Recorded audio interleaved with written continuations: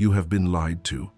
You have been told that the purpose of life is to be happy, that success is measured in smiles, achievements, and the approval of others.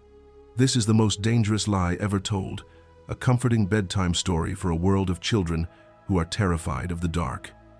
Today, we turn off the lights.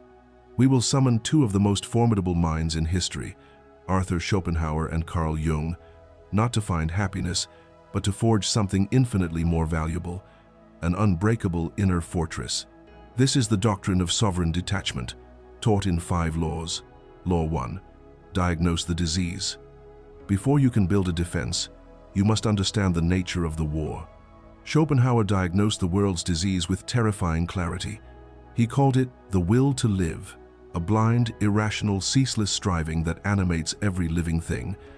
It is the hunger that is never satisfied, the desire that gives birth to new desires, the source of all suffering. Look around you. You see it in the ambition of your rivals, the anxieties of your friends, the desperate chase for pleasure and status. They are not free agents.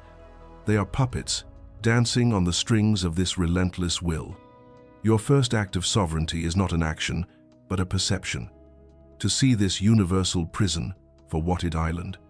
This is not pessimism. It is strategic realism. Law 2. Abandon the goal of happiness. Schopenhauer stated that life is a pendulum swinging between pain and boredom. Pain is the state of unfulfilled desire.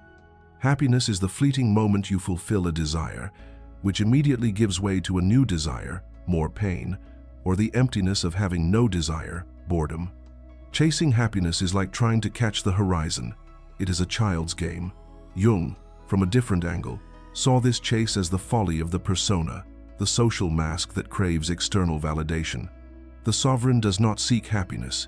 He seeks meaning, wholeness, and integration. You must surgically remove the goal of happiness from your operating system. Replace it with resilience. This single act makes you immune to 99% of the world's empty promises and inevitable disappointments. Law 3. Make an ally of your monster. Now we build. A fortress built on lies and self-deceit will crumble at the first sign of trouble.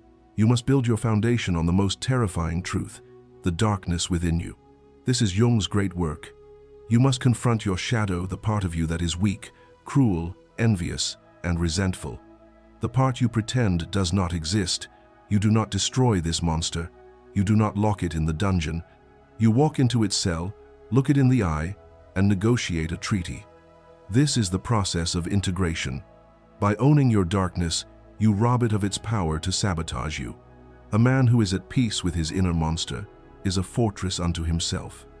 The chaos of the world cannot compare to the chaos he has already mastered within. Law 4. Cultivate sovereign detachment. Once your inner fortress is founded on the bedrock of your integrated shadow, you can achieve the state that both masters, in their own ways, sought. Schopenhauer saw it in ascetic denial. We see it as strategic indifference. Sovereign detachment is the ability to watch the world's drama without being a character in it. Your business fails. A friend betrays you.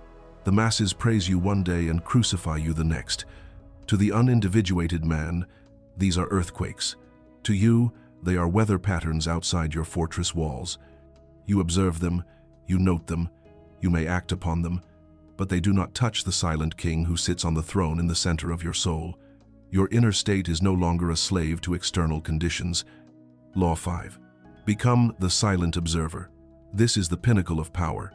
Schopenhauer believed that the only temporary relief from the suffering of the will was through aesthetic contemplation, observing art or nature so intensely that you forget yourself.